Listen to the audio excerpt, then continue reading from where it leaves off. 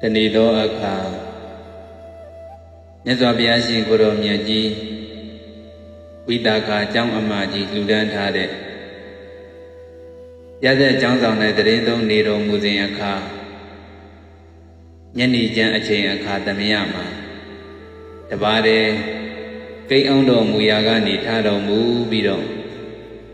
ကျောင်းအနောက်ဘက်နေပူဇာ၌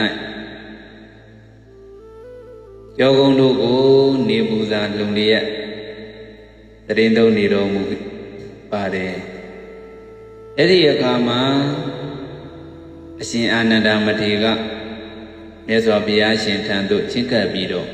မြတ်စွာဘုရားရှင်ကိုရှိခိုးပြီးတော့မြတ်စွာဘုရားရှင်ရဲ့ကိုယ်တော်ကိုလက်ဖြင့်နှိမ့်နေပြီးတော်မူတယ်ပေါ့အဲ့ဒီလိုနှိမ့်နေပြီးနဲ့အရှင်အာနန္ဒမထေရကမြတ်စွာဘုရားရှင်ကိုလျှောက်ထားတော်မူတယ်ဘယ်လိုလျှောက်ထားလဲဆိုလို့ရှိရင်အရှင်ဘုရားအံ့ဘွယ်ရှိပါပြီစွာအရှင်ဘုရားမပြေဖူးမြဲဖြစ်ပါပြီစွာအရှင်ဘုရားယခုမြတ်စွာဘုရားရှင်အရေးအစင်းတော်သည်ခြေကားကဲ့သို့စင်ကြယ်ဖြူစင်ခြင်းမရှိတော့ပါမြတ်စွာဘုရားရှင်ကိုတော်မြတ်ကြီးကိုရှင်အာနန္ဒာကနှိမ့်နေပေးနေတဲ့အချိန်ကမှာကျောကုန်းကိုနေပူဇာလှုံနေတဲ့အချိန်မြတ်စွာဘုရားရှင်ကိုနှိမ့်နေပေးနေတဲ့အချိန်ကမှာရှင်အာနန္ဒမထေရကလျှောက်တယ်မြတ်စွာဘုရားရှင်အရေးအစင်းနေဟာခြေကလိုအရင်ကလိုသင်္ကြန်ပြုစင်ခြင်းမရှိတော့ဘူးလို့လျှောက်တယ်နောက်တစ်ခုကဘာဆက်လျှောက်လဲဆိုလို့ရှိရင်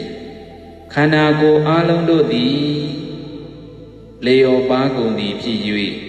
အရေးတွန့်လိမ်နေပါကုန်၏မြတ်စွာဘုရားရှင်ရဲ့အသားတော်တွေဟာလေတပြေးပြေးနဲ့ကြော့လာတယ်တဲ့အဲ့ဒီရော့ပါလာတဲ့အတွက်ကြောင့်မလို့မြတ်စွာဘုရားရှင်ရဲ့အရေးတော်တွေဟာလေတွန့်လိမ်နေပါတယ်ဗျာတဲ့နောက်တဲ့ဆက်လျှောက်တယ်ခန္ဓာကိုယ်သည်တဲ့ရှေ့သို့ကိုင်းဆိုင်ပါ၏တဲ့မြတ်စွာဘုရားရှင်ရဲ့ခန္ဓာကိုယ်ဟာလေရှေ့သို့ကိုင်းဆိုင်လာတယ်တဲ့လူတွေဆိုလို့ရှိရင်ဘာလို့ပြောကြလဲခါးတွေကုန်းလာတယ်ပေါ့နော်အဲ့လိုလျှောက်တယ်ဆက်ပြီးတော့လျှောက်တယ်စက်ကုံတရေသောဒိန်တရေကာနိန်တရေဇိန်ဝိန်တရေကာယိန်တရေဆိုတဲ့အိန္ဒြေတို့ဤဖောက်ပြန်ခြင်းသည်လေထင်ပါ၏တဲ့မြတ်စွာဘုရားရှင်ရဲ့မျက်လုံးတော်နားတော်နှာခေါင်းတော်ရှားတော်ဒီခန္ဓာကိုယ်ဆိုတဲ့ဒီအိန္ဒြေတွေကလည်းအရင်ကလိုမဟုတ်ဘူးဖောက်ပြန်တယ်လို့ထင်တယ်လို့မြတ်စွာဘုရားရှင်ကိုရောမြတ်ကြီးကမြတ်စွာဘုရားရှင်ကိုရောမြတ်ကြီးကိုလျှောက်အရှင်အာနန္ဒမထေရကလျှောက်တော့မြတ်စွာဘုရားရှင်ကဘာပြန်လဲမိတ်လေဆိုလို့ရှိရင်အာနန္ဒာထိုစကားသည်မှန်၏တဲ့အာနန္ဒာတဲ့သင်လျှောက်တာတွေကမှန်တယ်တဲ့ပြုနုခြင်းသဘောသည်ရှိခဲ့သောကိုခြင်းသဘောရှိတယ်တဲ့ပြုပြခြင်းတွေရှိရင်တဲ့အဲ့ဒီပြုပြခြင်းတွေဟာဒီနေ့အိုရမှာပဲဒီလိုမြတ်စွာဘုရားရှင်ကပြန်မိတ်ကျမ်းမာခြင်းသဘောရှိခဲ့သောနာခြင်းသဘောရှိ၏ဟုတ်ပြီကျမ်းမာခြင်းသဘောတွေရှိမယ်ကျမ်းမာရှိတယ်ဆိုလို့ရှိရင်ဒီနေ့တစ်ချိန်ချိန်မှာတော့နာခြင်းသဘောရှိမှာပဲနောက်တစ်ခုကဘာသာပြီးတော့မိတ်တော်မူလဲဆိုလို့ရှိရင်အသက်ရှင်ခြင်းသဘောရှိခဲ့တော့ဒီခြင်းသဘောရှိ၏တဲ့ဟုတ်ပြီအသက်ရှင်နေတဲ့သူတွေအသက်ရှိနေတဲ့သူတွေဟာအသက်ရှင်တာရှိခဲ့မယ်ဆိုရင်မွေးဖွားလာခဲ့မယ်ဆိုလို့ရှိရင်ဒီခြင်းသဘောရှိမယ်တဲ့အရေးအစင်းသည်တဲ့ရှိကကဲ့သို့စင်ကြယ်ဖြူစင်ခြင်းမရှိတော့ပေအာနန္ဒာမနဲ့ငါဘုရားရှင်ရဲ့အရေးအစင်းတွေဟာဟိုးရှိကကဲ့သို့စင်ကြယ်ဖြူစင်ခြင်းမရှိတော့ပါဘူးတဲ့ခန္ဓာကိုယ်အလုံးတို့သည်လျော့ပါကုန်သည်ဖြစ်၍အရေးတွန့်လိမ်နေကုန်၏တဲ့မနဲ့ငါဘုရားငယ်ငယ်နှုံးကလိုငါရဲ့အသားရည်တွေဟာပြေဖြိုးတင်းမနေတော့ပဲနဲ့တပြေးပြေးနဲ့ယော့လာပြီတဲ့ယော့လာတဲ့အတွက်ကြောင့်အရေးတွေဟာတွန့်လိမ်နေတာလေမှန်တယ်တဲ့ခန္ဓာကိုယ်သည်တဲ့ရှေ့သို့ကိုင်းဆိုင်၏တဲ့ဟုတ်တယ်ရှေ့သို့ကိုင်းဆိုင်လာတယ်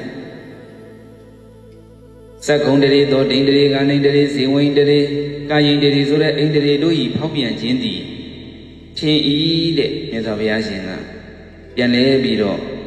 ဟုတ်တယ်အာနန္ဒာသင်လျှောက်တာတွေအမှန်တယ်ပြုတ်ပြစ်တဲ့သဘောရှိရင်အိုမယ်ကျမ်းမာတဲ့သဘောရှိရင်နာမယ်အသက်ရှင်တဲ့သဘောရှိရင်သေမယ်တဲ့အရေးစင်းတွေကအရင်ကကဲ့သို့မလှတော့တာလည်းမှန်တယ်အရင်ကကဲ့သို့မစင်ကြယ်တော့တာလည်းမှန်တယ်အသားရည်တွေဟာလည်းလျော့ပါပြီးတော့အရည်တွေတွန့်လိမ့်နေတာလည်းမှန်တယ်ခန္ဓာကိုယ်ဟာလည်းရှေ့သို့ကိုင်းဆိုင်နေတာလည်းမှန်တယ်ခါနေနေကုန်းလာတယ်ပေါ့နော်ဒီလိုမျိုးသဘောတရားတွေပေါ့အာနေနေကုန်းတော်မူလာတယ်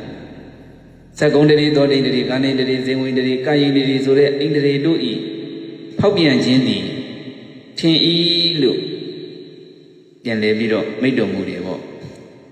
မြတ်စွာဘုရားရှင်ကဆက်ပြီးတော့ဗာမိတ်တယ်ဆိုလို့ရှိရင်ယုံမလာစွာသောဟဲ့ဇရာတရားတဲ့သင်အားဆက်ဆက်ဝယ်ဖြစ်ပါစေအစင်းပြအောင်ပြုတတ်တဲ့ဟဲ့ဇရာတရားနှစ်သက်ဝယ်ကောင်းသောခန္ဓာကိုယ်အတ္တဘောကိုသရတရားသည်ဖြည်းစည်းနှိမ့်ဆက်လေးစွာတကားတဲ့မြတ်စွာဘုရားရှင်ကဲ့သို့32ခုမြတ်စွာဘုရားရှင်ကဲ့သို့သောတင့်တယ်တော်မူတဲ့ဒီခန္ဓာကိုယ်ကိုသရတရားကဖြည်းစည်းနှိမ့်ဆက်လေးစွာတကားတဲ့ဖြည်းစည်းနှိမ့်ဆက်ထားတဲ့အတွက်ကြောင့်မလို့ရှင်အနန္ဒမတိလျှောက်တဲ့သဘောတရားတွေဖြစ်ပေါ်လာတယ်ပေါ့အနှစ်တရားအသက်ရှိသူသည်လေတရားချင်းနေလဲလျောင်းရရှိ၏တဲ့တတရားရှိတဲ့သူလည်းသိရမယ်တဲ့သိခြင်းတရားဒီတစုံတယောက်ကိုမျှမရှောင်ခြင်းနဲ့သိခြင်းတရားကအသက်ရှိတဲ့သူတွေကိုဘယ်သူမှမရှောင်ခြင်းဘူးတဲ့သိခြင်းတရားအရှောင်ခြင်းခံရတဲ့သူဆိုတာမရှိဘူးအလုံးစုံသောတတဝါကိုပင်ဖြည်းစည်းနှိမ့်ဆက်လေ၏လို့မြတ်စွာဘုရားရှင်ကိုရောမြတ်ကြီးကအရှင်အာနန္ဒမထေရကိုပြန်လဲပြီးတော့မိန့်ကြားတော်မူခဲ့ပါတယ်ဒီတုတ်တန်ကဘာတုတ်တန်လဲဆိုလို့ရှိရင်ဇရာဓမ္မတုတ်တန်နဲ့ရှင်အနန္ဒမထေရကိုမြတ်စွာဘုရားရှင်ကိုရောမြတ်ကြီးကဟောကြားခဲ့တယ်ရှင်အနန္ဒမထေရကမြတ်စွာဘုရားရှင်ရဲ့ဒီခန္ဓာကိုယ်ပေါ်မှာဖြစ်နေတဲ့အမြဲတဲ့သဘောတရားတွေကိုရှောက်တော့မြတ်စွာဘုရားရှင်ကသင်လျှောက်တာတွေအကုန်မှန်တယ်ဆိုပြီးတော့ပြန်လဲပြီးတော့ဟောကြားခဲ့တဲ့တရားဖြစ်ပါတယ်ဒါကြောင့်မို့လို့မြတ်စွာဘုရားရှင်ကဲ့သို့သောမဟာဗုဒ္ဓဖြစ်တော်မူတဲ့မြတ်စွာဘုရားရှင်ကဲ့သို့သောပုဂ္ဂိုလ်သူပုဂ္ဂိုလ်မြတ်တွေတောင်မှတရားတရားကအလွန်မပေးဘူး။ယနေ့ဥစဉ်တို့တရားဓမ္မတို့ဆိုတာဆိုဝေရမရှိပါဘူး